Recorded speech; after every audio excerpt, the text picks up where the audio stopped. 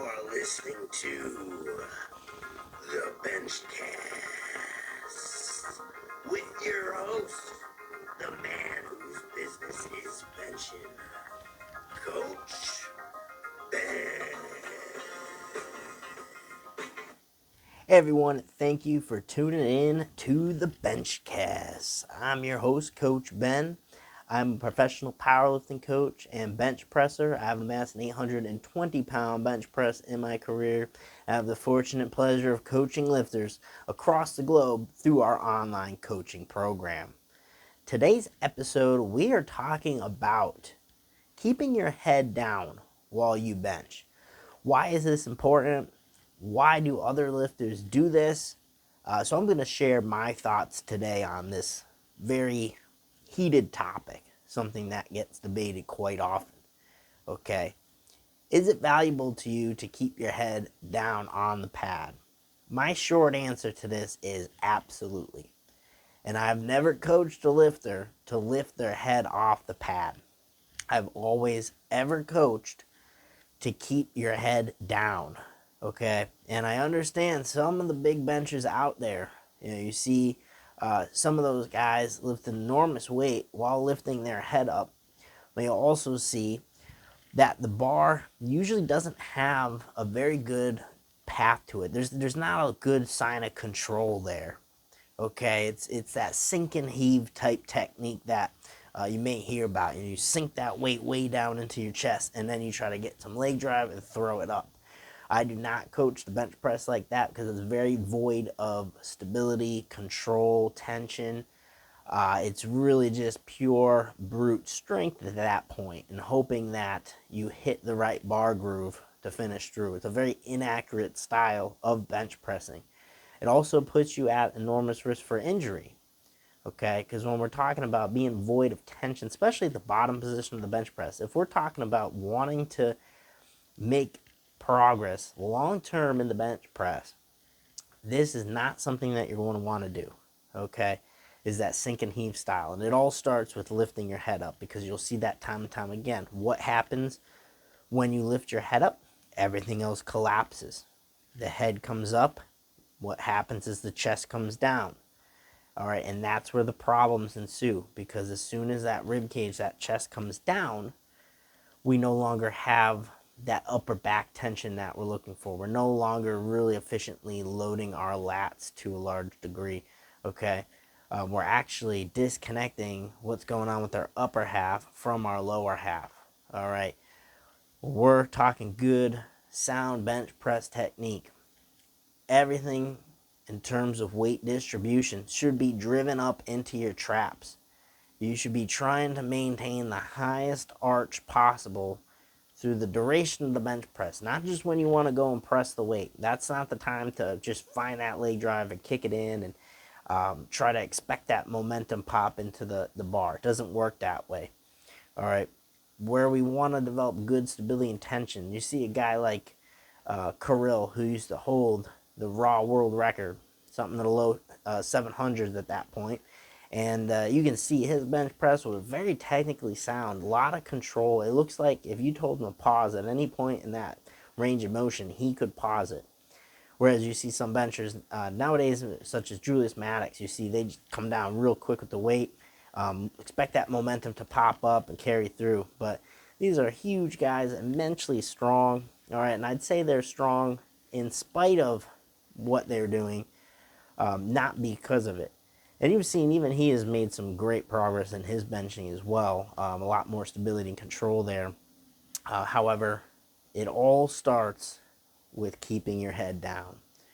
Okay, and it doesn't always mean that if you lift your head that you are going to collapse your positioning, but I'd say 9 times out of 10 that's what's going to happen. Certainly not going to make it easier for you to maintain good positioning. So you're going to really want to try to keep your head down.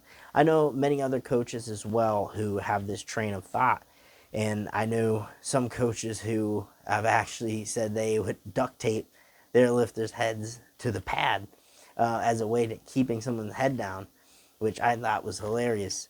And I can see how that can be applicable, because when you're talking about keeping your head down, the hardest part with that is just being a habit breaker, because it's not a hard thing to keep your head planted, or it may feel different at first, but the hardest part is really just breaking that habit. Because if you're so used to lifting your head all the time, you have to drill it into your head so much that you have to keep planted, that it's very easy to just forget about it on a rep or a set. So having that duct tape to the back of your head and to the pad is one way of doing it. I've actually told many of my lifters that I coach this story, and actually had one lifter. I did not condone this. I did not tell him to do this, but he actually took a mini band, one of those short monster mini bands, and he put it around his forehead and then around the bench pad.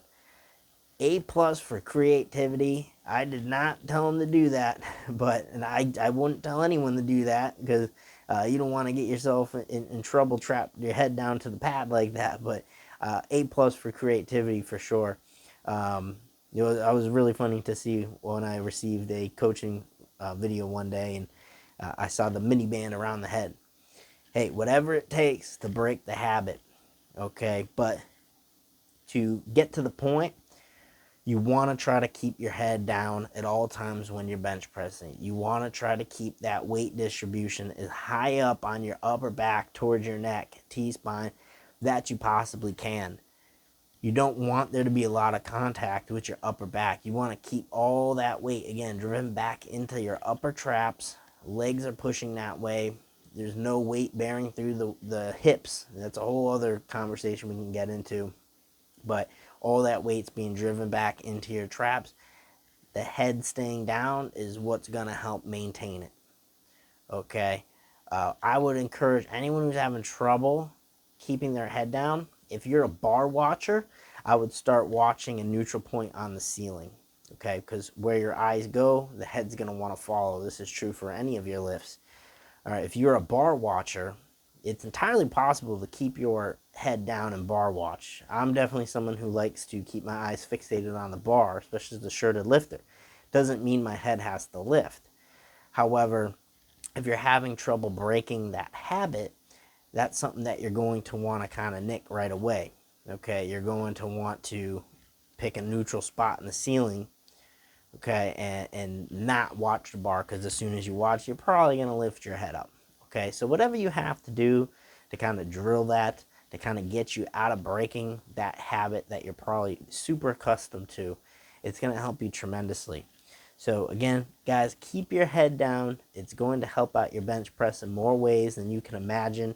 This is something that I see time and time again with lifters, majority lifting their head up. All right, this isn't going to help.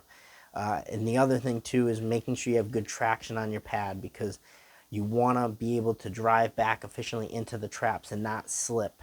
Okay, if you're starting to slip, probably staying planted there, creating a poor leg drive pattern, doing that sink and heave type benching is going to be more commonplace for you. All right, just what feels more natural and better in that scenario.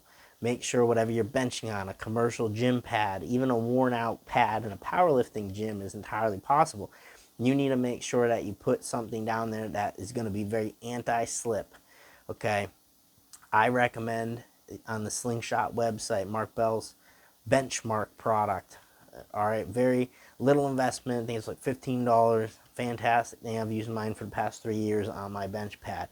Works fantastic. So I would definitely look to apply that to whatever you're benching on. That's going to help you in the process of keeping your head down.